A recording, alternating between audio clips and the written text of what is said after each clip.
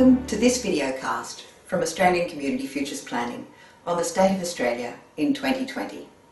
I'm Bronwyn Kelly, the founder of ACFP, and this series covers the facts about the health and well-being of Australia's society, environment, economy and democracy. The issues listed here are among the most important for Australia to solve before 2030. Failure to make substantial progress on these issues in the coming decade will make it harder and far more costly for Australians to arrive safely in 2050 with an acceptable degree of well-being and security.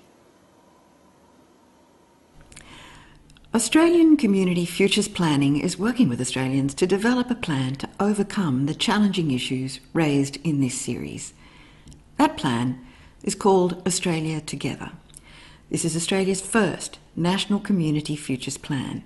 It is being developed by Australians for Australians and is designed to increase our chances of arriving safely at our preferred future by 2050 or sooner. Factual details and data presented in this series provide the starting points for Australia Together. They pinpoint some of our biggest weaknesses as a nation in 2020. As such, they form the basis for some of the most ambitious targets that Australians can draft into their first National Community Futures Plan. The full set of 7 videocasts on the state of Australia in 2020 covers facts about our nation's health and well-being in 20 critical areas of our society, environment, economy and democracy. This episode covers issue number 17 on the decline in health of Australians and their safety in their homes, issue 18 on the declining educational attainment, issue 19 on the decline in our quality of life and social cohesion, and issue 20 on our declining well-being and happiness. You can pause this video at any time to consider the points and statistics provided. For the remaining episodes in the state of Australia in 2020, visit the ACFP website at www.austcfp.com.au.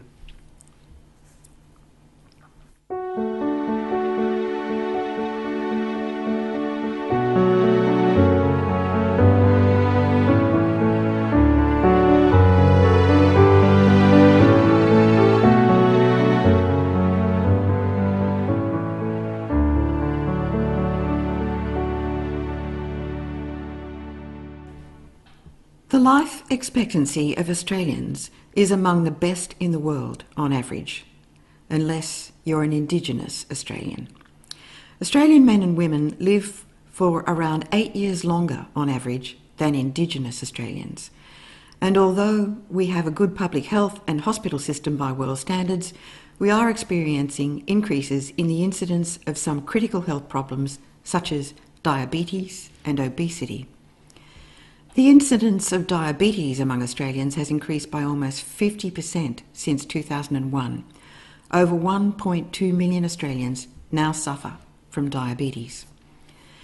And since 1995, the proportion of adults aged 18 years and over who were overweight or obese increased from 56% to 67%. Most of the increase was from people shifting from being merely overweight to suffering full-on obesity. The rate of obesity in adult Australians increased by 66% between 1995 and 2018. But perhaps one of the most challenging facts about our health and well-being is that in 2015, 4 million or 17.5% of Australians had a mental or behavioural condition. That's bad enough, but in only 3 years this increased by 20%. To 4.8 million. 20% of Australians had a mental or behavioural condition in 2018. The Australian Bureau of Statistics National Health Survey in 2018 showed this increase was due predominantly to a rise in the number of people with anxiety-related conditions or depression. These sorts of health issues have ramifications throughout the entirety of our lives, particularly on family cohesion, something which shows up nowhere more clearly than it does in trends in domestic abuse. Trends in domestic abuse in Australia are not easily observable because some states simply don't report on trends and data gaps are substantial.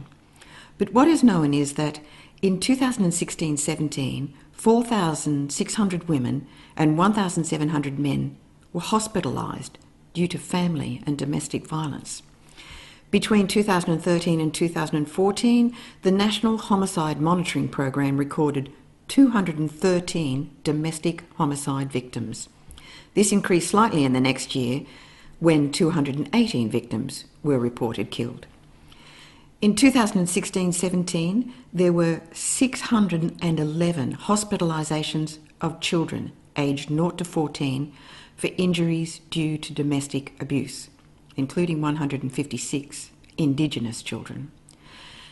And in 2016, the ABS reported that 6% of men, or 547,600, and 17% of women, or 1.6 million, had experienced violence by a partner since the age of 15. 23%, or 2.2 million women, and 16%, or 1.4 million men, reported they had experienced emotional abuse by a partner since the age of 15. Given all this, it shouldn't be surprising that nationally, the number of Australians reporting that because of domestic violence they had sought assistance from specialist homelessness services rose from 84,800 people in 2014 to 121,000 in 2018. This has occurred at the same time there has been a recorded decrease in services specific to female domestic violence sufferers and a slow withdrawal of federal funding. By 2019, more than 1 in 2 women in Australia were being turned away from crisis accommodation every night. What we have here is a slow societal breakdown and an embedding of inequality. Australia's Prime Minister may proudly state, as he did on New Year's Day in 2020, that there is no better place to raise kids anywhere on the planet. But the truth is, there are many better places in the developed world to raise kids. Some countries, including ones less wealthy than Australia, are doing much better, as anyone can see just by looking at the data. Data from UNICEF in 2007 showed clearly that in terms of the health and safety of children, Australia scored below the average of 25 economically advanced OECD countries. And in terms of material well-being of children, Australia scored below the average of 24 economically advanced OECD countries. Incredible though it may seem, among these rich countries in 2007, Australia had the second highest percentage of households with children without an employed parent.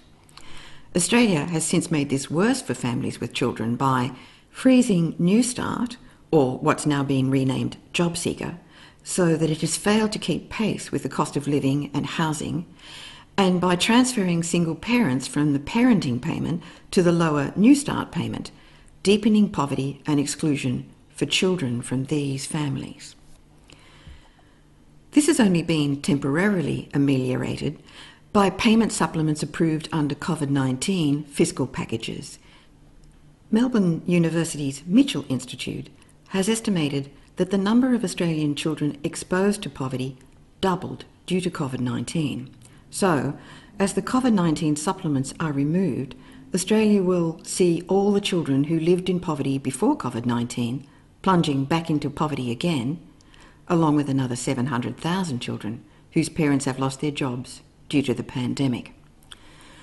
2007 is the latest date for UNICEF's assembled comparative data for OECD countries on their treatment of children.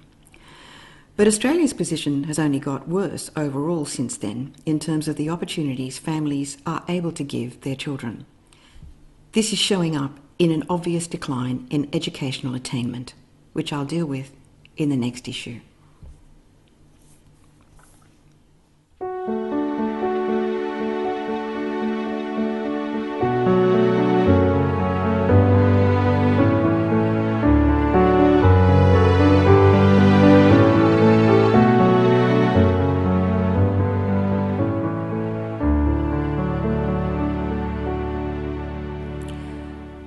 Data on educational attainment looked not too bad at all for Australia in UNICEF's comparison of OECD countries in 2007.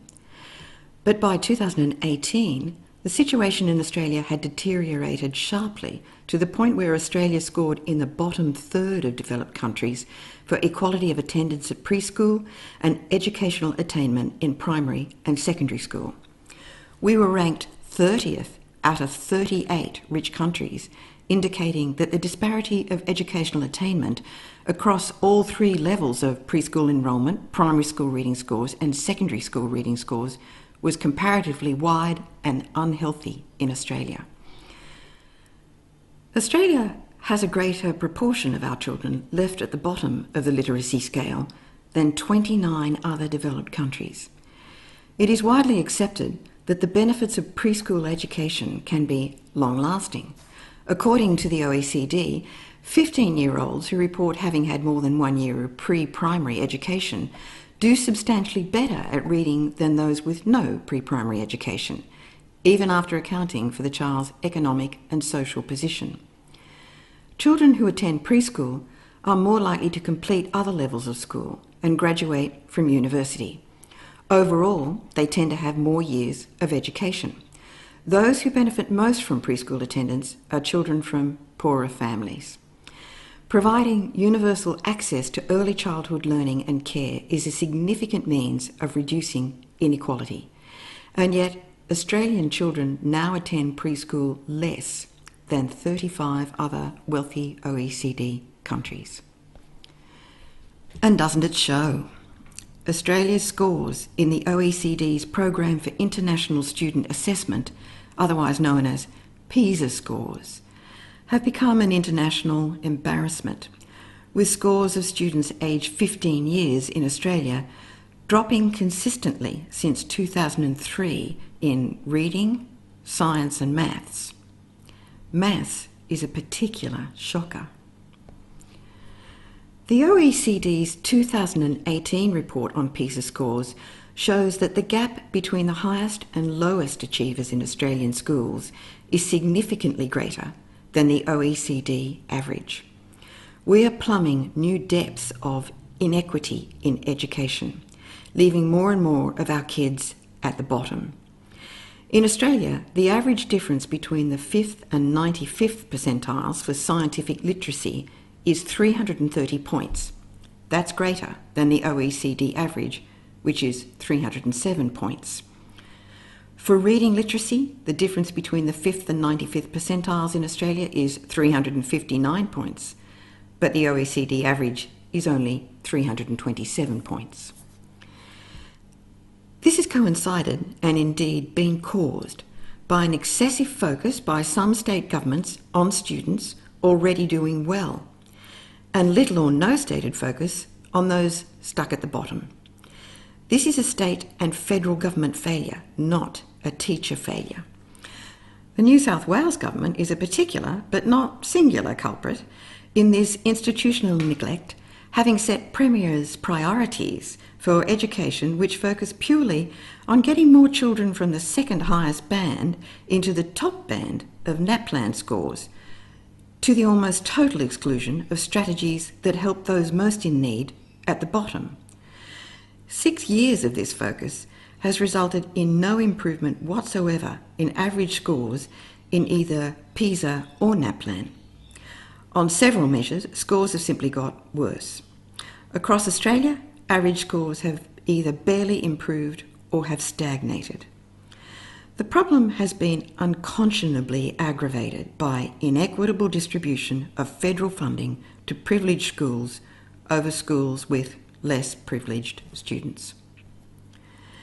As the Australian Education Union has stated, the federal coalition's scrapping of the original Gonski funding model, imposition of $1.9 billion in funding cuts in 2017-18, and capping federal contributions to the schooling resource standard for public schools means that by 2023, 99% of public schools will be funded below the schooling resource standard, whilst 99% of private schools will be funded at or above the resource standard.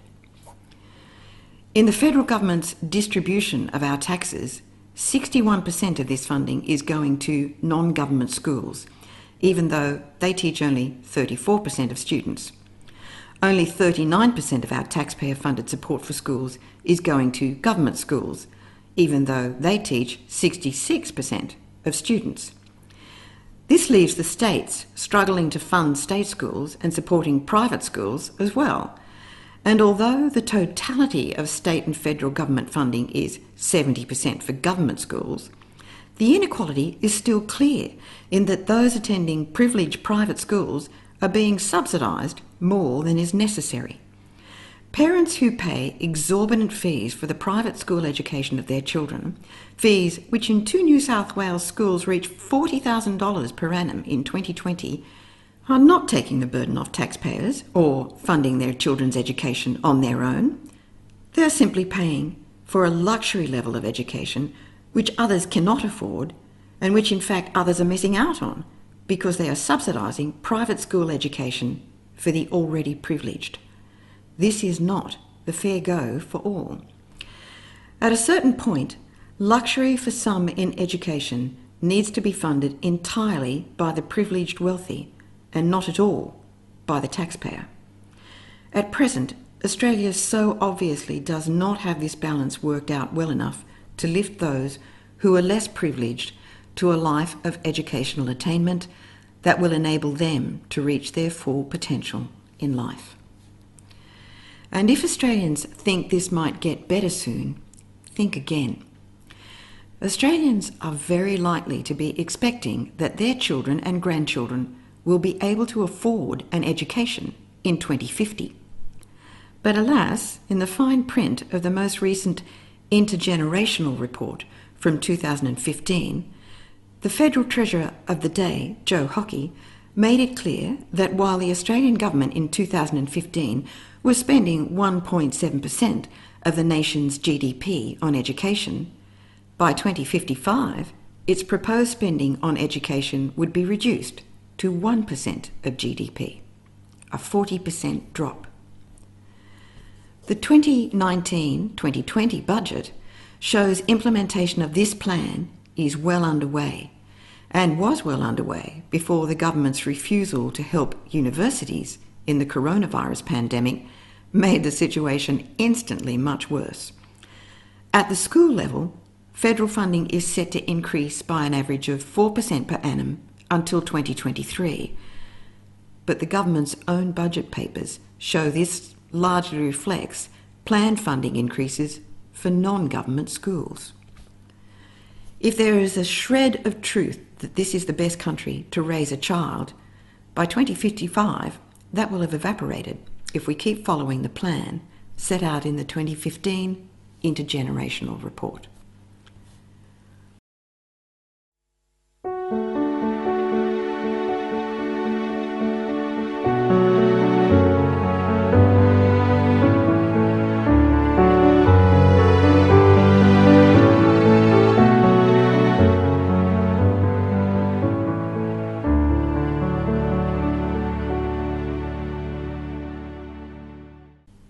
And so I come to the final issues affecting Australia's prospects for a brighter future, issues 19 and 20, which are about our current quality of life, our cohesion as a society, and our happiness. Is Australia in a good state here? How are we faring in 2020 in terms of quality of life, beyond mere financial and economic measures? How well and healthy are we as a cohesive society? As I said in episode 2 of this series, Australia's social cohesion is in decline, having improved only once in the history of the surveys undertaken by the Scanlon Foundation way back in 2009. Thereafter, it has been mostly downhill for Australia's sense of social cohesion, and has been noticeably downhill in terms of attitudes to immigration, multiculturalism, and diversity. There are lots of factors which contribute to this, but the central cause is growing inequality. Australia is a very wealthy country, but research that has been collated by eminent epidemiologists in the UK has shown clearly that money isn't everything. Evidence now abounds that strongly suggests developed countries like Australia are close to or past the point of what economic growth can do for their populations in terms of improving health, well-being, and social cohesion. Instead, reducing inequality within a given developed country has far more potential than economic growth itself to deliver better health, well-being, and happiness. As the authors of the landmark book The Spirit Level have demonstrated, economic growth, for so long the great engine of progress, has in the rich countries largely finished its work. Not only have measures of well-being and happiness ceased to rise with economic growth, but as affluent societies have grown richer, there have been long-term rises in rates of anxiety, depression, and numerous other social problems. The populations of rich countries have got to the end of a long historical journey. Health and social problems are indeed more common in countries with bigger income inequalities. The two are extraordinarily closely related. In short, richer countries do not deliver a better quality of life overall once they reach a certain point of wealth. We don't live longer, we don't get happier, and we don't get more healthy, not automatically anyway. And if in those wealthy countries a problem of growing inequality arises, we are likely to become less healthy, more depressed, or more anxious on average. We certainly become more homicidal, more violent in the home, more class-driven, and more intolerant of what we see as our own limitations. As has been starkly pointed out in quite confronting research, we appreciate ourselves less and suffer disproportionately with shame, which in turn feeds more social breakdown and domestic abuse. If Australians are interested in a wake-up call about the effect of shame in advanced economies, have a look at Jess Hill's See What You Made Me Do.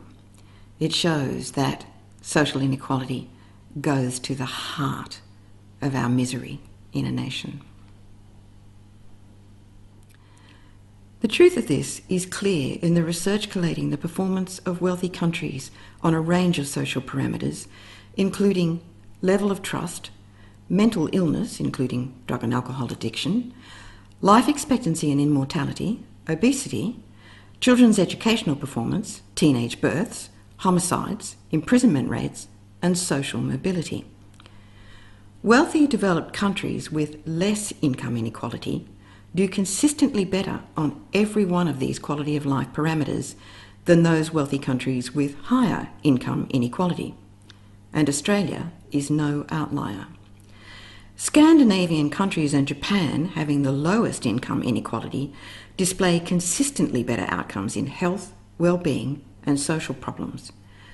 By contrast, Australia, having one of the highest levels of income inequality, sits right where we should expect it to be if the thesis of the authors of The Spirit Level is correct. Namely, we sit at the less enviable end of the line. In terms of overall social health and well-being, the researchers registered that Australia came up 16th.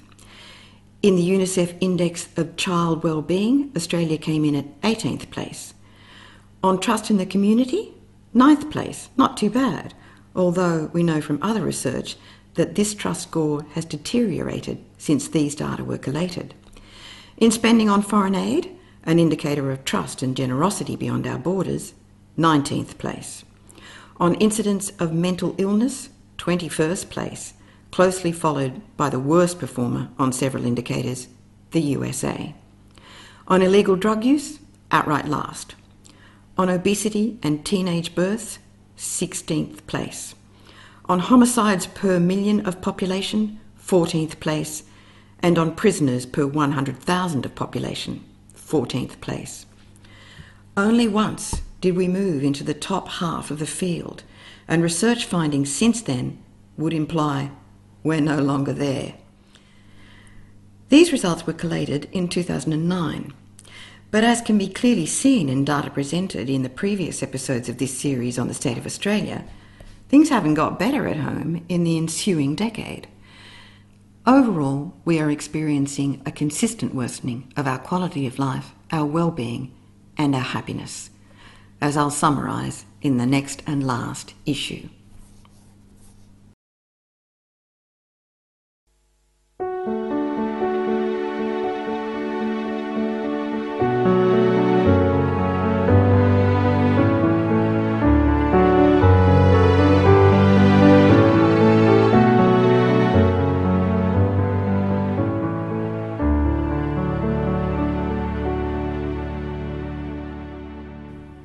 Well-being and happiness seem to be set on a downward slide for Australians.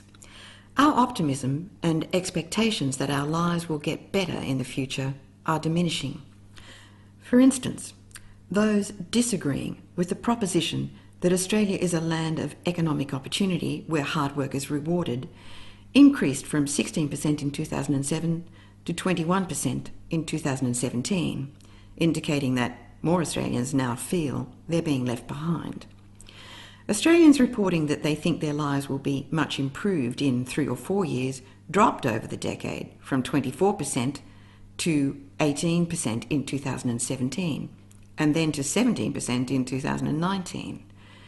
And Australians expecting that their lives would be worse in 3 or 4 years almost doubled from 11% to 19%. Australians worried about becoming a victim of crime in their local area increased from 25% in 2009 to 35% in 2017. Australians reporting that they have a sense of belonging in Australia to a great extent dropped from 77% to 67% in 2017 and then fell to 63% in 2019. Australians reporting that they take pride in the Australian way of life and culture to a great extent also dropped from 58% to 54% in 2017 and then to 50% in 2019. And Australians reporting that they have been very happy in the last year dropped from 34% in 2007 to 26% in 2017 and then to 23% in 2019. It's worth noting that this was before COVID-19. Money doesn't seem to make Australians very happy, and we're not satisfied with our country's direction. In fact, according to the ABC's Australia Talks national survey of 55,000 Australians in 2019, 57% of Australians are dissatisfied with the direction of the country. Income is the key determining factor here. Only the very rich are satisfied with the direction of Australia, and even they are not all that satisfied. True, the more we earn, the happier we are with the direction of Australia, or shall we say, the less unhappy we are with our national direction.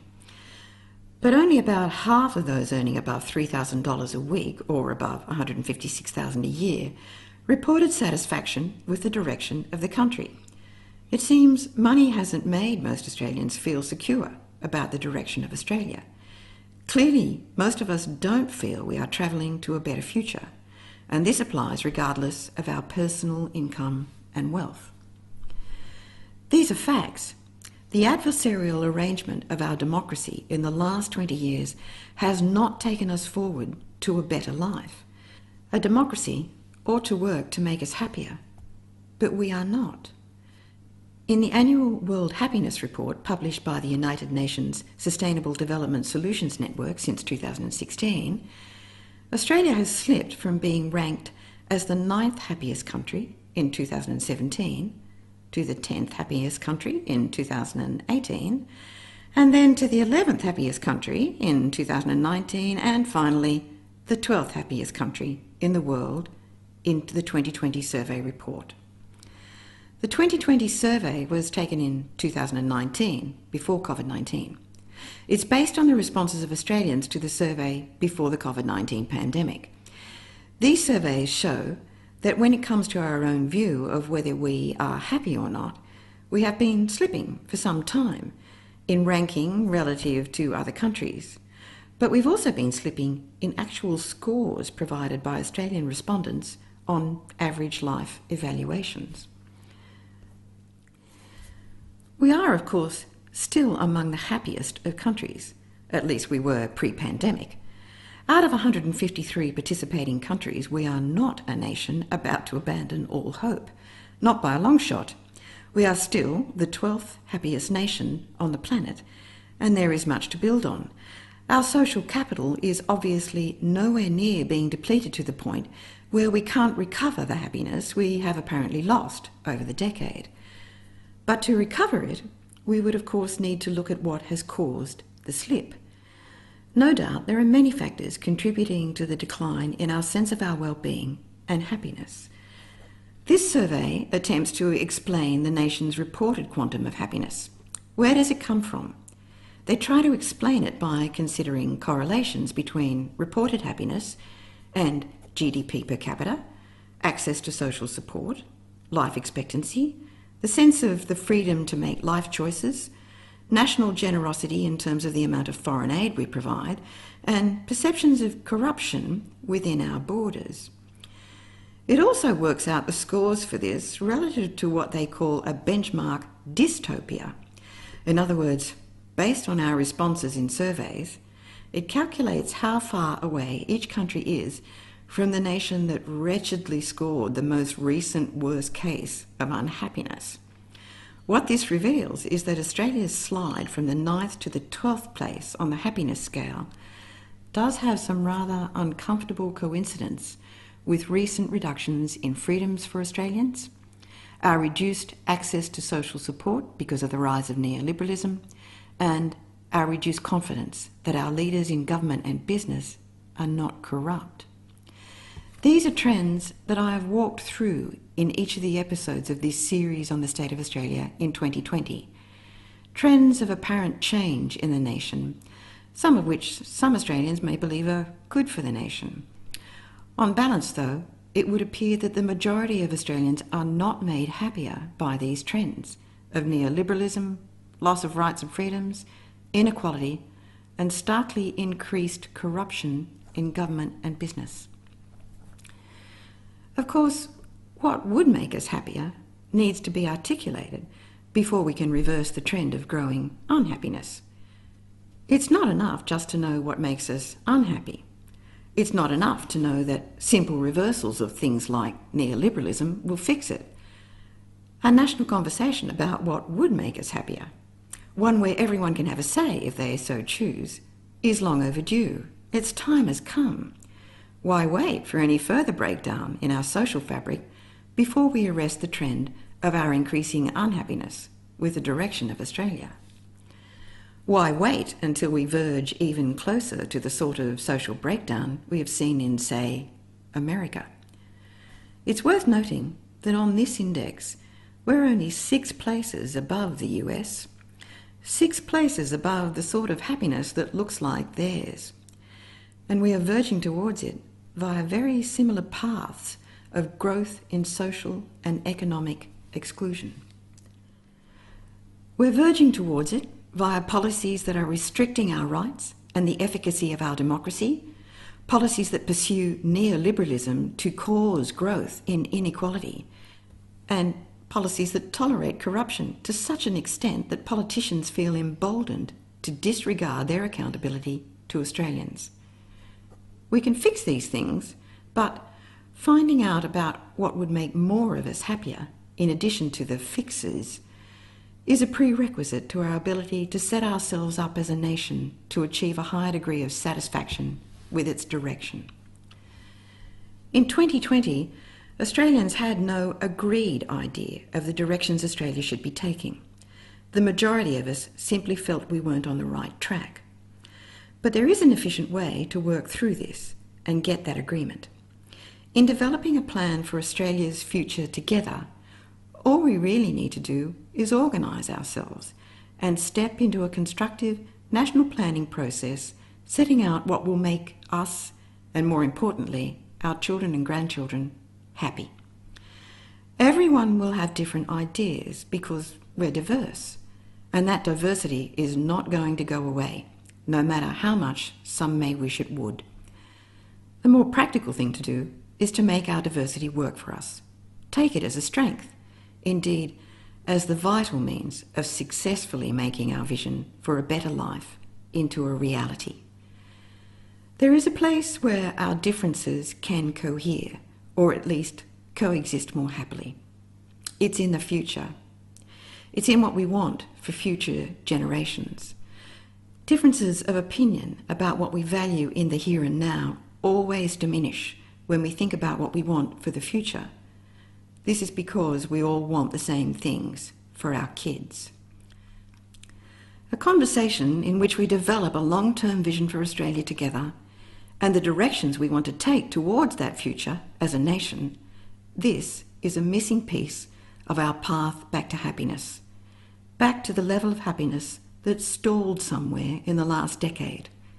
It's also a missing piece in the strategy of how we can prevent further slides into more unhappiness. Put simply, it's time to fix our gaze on where we want to be by 2050 or sooner. At ACFP, we've set the conversation going by developing a draft long-term vision for people to talk about, a vision for an Australia that we can share together. It's only a draft, but it is based on just about everything Australians have been saying they want for the future on the rare occasions they've been asked in the 21st century. Australians will be consulted about this draft and involved in its ongoing refinement, a conversation that can be most efficiently organised using national integrated planning and reporting. National IP&R can lift Australians from simply saying what they want to making it a reality. It gives Australians a framework to devise a plan for our preferred future, a map of how we want to travel safely to that future, the directions we prefer to take en route to the destination, and the ones we prefer to avoid. At the end of 2020, it seems most Australians feel the country is headed in the wrong direction.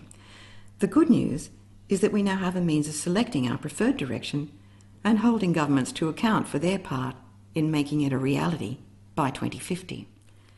National integrated planning and reporting makes this easy because it provides a framework, a place for each of the direction statements Australians will need to articulate if they're to make their map to the future. By ACFP's calculations, we'll need about 57 of these direction statements to build the complete map. 16 for our society, 19 for our environment, 9 for our economy, and 13 for our governance and democracy. The design of those direction statements is part of the constructive conversation that ACFP is hoping to help facilitate on an ongoing cyclic basis, an orderly process to give any and all Australians a voice in setting out how they want to travel safely to the future. It might sound complicated to design 57 statements, but they're actually not complicated. This is, after all, national community futures planning. It's not planning by elites. There is neither a need for nor any utility in making it so complicated that people feel excluded and, more to the point, lose sight of the map. The 57 statements of direction are therefore just single-sentence signposts of the safe paths to the future. Signposts like this one, where Australia steers towards becoming a land without child disadvantage, or this one, where we steer towards net zero carbon emissions, or this one, where we become a nation fairly raising and sharing national wealth, or where we state what our rights are in our Constitution. These won't be to everyone's taste. These four are certainly not to the taste of Australia's 2020 federal government. But they are in line with many things Australians have been saying they would like to see in the various surveys over the last decade. And even if among the 57 or so direction statements that we can design, there are some that certain individuals may not agree with, and others that other individuals may not agree with, the overall aggregate is at least likely to have space for far more Australians to be able to realise their preferred future than any other short-term party political platform on offer in 2020. Overall, everyone is going to be better off with a plan that offers something to everyone. This is the intention of the National Integrated Planning and Reporting Framework. It is to give Australians the ability to build a future where one person's prosperity doesn't have to arise at the complete expense of someone else. It is to create a shared future, shared prosperity. There will be questions as to why the framework provides for 57 directions. The exact number doesn't really matter, but ACFP has identified 57 areas of national, state and local administration that need to be efficiently and fairly operated in order to run a modern democratic country well. Each of these 57 areas touches our lives every day, although we almost never think about them. At the moment, these administrative areas run without a map of their primary destination. The National Integrated Planning and Reporting Framework is intended to help Australians give them that map. Only Australians can give them the consolidated map, not politicians, not even elected governments, if once elected they do not decide to govern for all. Put all these directions together, and for the first time you have a nation knowing where it's going and the safe routes by which it can reach that preferred place together. Put all these diverse directions together and they paint a picture of the possibility of a coherent society living in harmony with our natural environment and maximising our chances of fulfilling the vision for Australia together. They paint a picture of a society knowing for the first time what will make its members happy.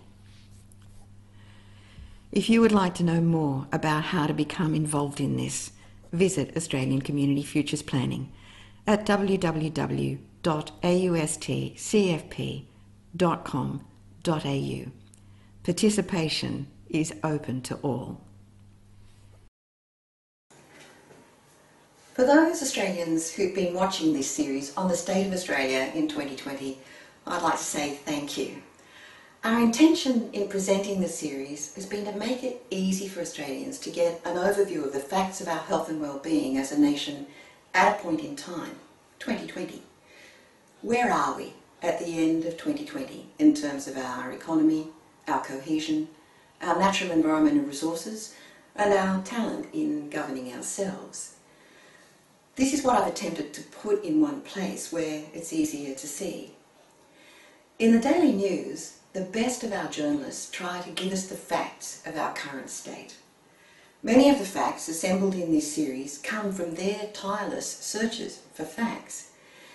But journalists rarely get to join the dots. They don't get to put the fuller picture together. That's usually left to historians, and by the time they put it together, it's certainly too late to use it to head off problems hidden in the disassembled facts. Without that picture of overall well-being, it's very difficult for the rest of us to switch from reacting to crises and to start getting ahead of them. To get ahead of crises, we need to assemble the salient facts in one place as best we can and then think ahead. On balance, the findings in this series about our current state as a nation haven't been too happy, but as far as our prospects for the future go, that's a different story.